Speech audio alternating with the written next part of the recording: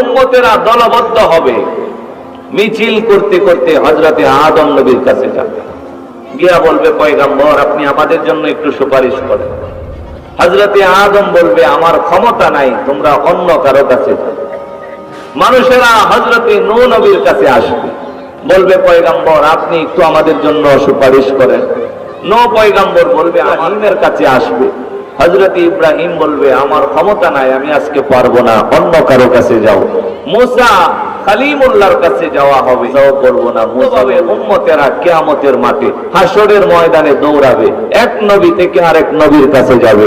সর্বশেষ ঈসা আলাইহিস সালাতু ওয়াস সালাম উজর পেশ করবে, আমিও পারবো না, অন্য কারো কাছে যাও। ঈসা নবীও যখন ফিরায় দিবে, তখন উম্মতের দরদি মানুষের সুপারিশ করার জন্য একজন রাসূলই কিয়ামতে বাকি থাকবে। জোরে বলেন তিনি মুহাম্মদুর রাসূলুল্লাহ সাল্লাল্লাহু আলাইহি।